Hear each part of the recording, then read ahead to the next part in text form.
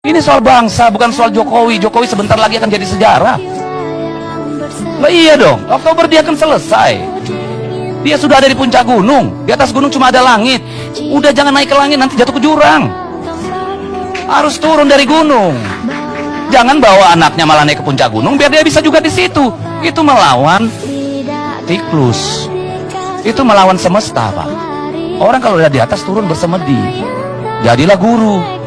Bukan masih mau di atas. Konstitusi kita bilang 2 periode.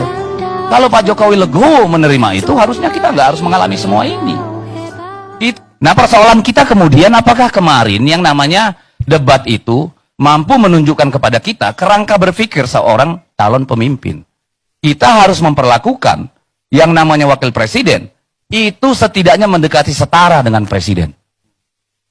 Kalau jauh di bawah itu kualitasnya, negara ini nggak tahu akan apa jadinya. Ada lagi yang namanya dikotomi, seolah-olah nggak suka Gibran, nggak suka anak muda.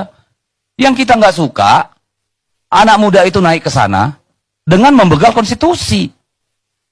Which is bukan untuk kepentingan semua anak muda. Yang kita persoalkan dan membuat kita ragu, apakah benar Gibran dengan pengalaman 2 tahun mengelola kota Solo yang hanya sebanyak 1 kecamatan di Jakarta ini penduduknya, mampu ketika pada waktunya harus mengambil alih kepemimpinan dari Pak Prabowo oleh karena satu hal. Mohon maaf jauh-jauh, wallahualam. Kan ini urusannya maka menjadi penting. Kan itu yang menjadi persoalan kita. Bukan soal kita ini menentang anak muda. Yang kita tentang itu anak muda yang sebelumnya yang kita anggap tidak pantas bahkan oleh presiden sendiri. Dengan mudah kita buka rekaman di media sosial bagaimana Pak Jokowi dengan terkekeh-kekeh bilang, Gibran baru 2 tahun jadi wali kota, ya belum layak lah. Kan itu Pak Jokowi sendiri yang membeli penilaian. Jadi ya mohon maaf lah, kalau kemarin isunya soal lingkungan, ternyata ini bukan soal lingkungan yang sebenarnya, tapi lingkungan keluarga, Pak. Ini kan problem kita. Karena soal lingkungan itu jauh lebih kompleks dari apa yang dipahami pemerintah pada hari ini. Mari kita cek bauran energi kita. Mari kita lihat berapa uang kita butuhkan untuk melakukan phase out batu bara. Berapa lama? Ketika kita melakukan phase out batu bara, seberapa kuat kita melakukan kompetisi dengan Vietnam, Kamboja, Thailand, Myanmar, seberapa kuat kita? Pernahkah kita mengaudit bahwa berapa besar dari kandungan atau deposit yang kita punya untuk nikel itu, outcome-nya apa? Jadi ini persoalan bangsa, bukan persoalan Gibran dengan Prof. Mahfud, dengan Caimin. This is about our nation. Nggak lebih dari itu.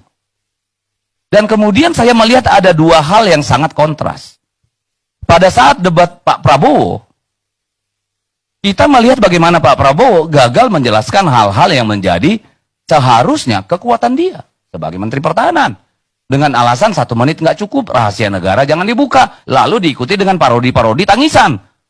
Orang nonton drakornya 2 hari Sabtu, nangisnya mulai hari Rabu. Ini kan sensitivitas yang dibangun kelamaan kalau menurut saya. Dan hari ini, setelah debat kemarin Gibran, yang diserang itu Prof. Mahfud dan Caimin. Apa pantas? Apa pantas dulu Prabowo udah begituin? Hey, come on. Are you talking about something important or just a bullshit? Ayolah. Ini soal bangsa, bukan soal Jokowi. Jokowi sebentar lagi akan jadi sejarah. Lah iya dong, Oktober dia akan selesai. Dia sudah ada di puncak gunung. Di atas gunung cuma ada langit. Udah jangan naik ke langit, nanti jatuh ke jurang. Harus turun dari gunung.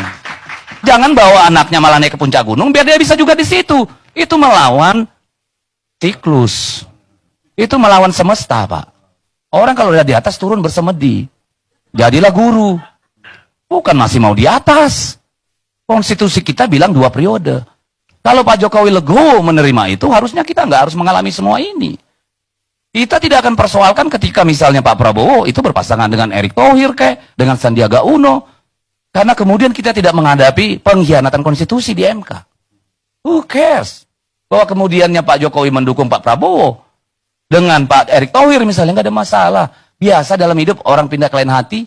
Jangankan ke lain hati, ke lain body juga banyak. Jadi kita ini mari kembalikan ini, bukan soal menang kalah lah. Kita bukan soal menang kalah. Saya kira Tuhan sayang juga sama bangsa ini kok. Kenapa sayang? Secara teoritis dan matematis, Pak Prabowo itu selalu elektabilitasnya di kisaran 42, 44, 46, 47. Ditambah Gibran nggak pernah nembus 50. Apalagi ditambah tingkat kepuasan presiden yang 82% dulu. Harusnya sekarang kawan saya Daniel ini nggak datang lagi ke YLC. Nggak penting.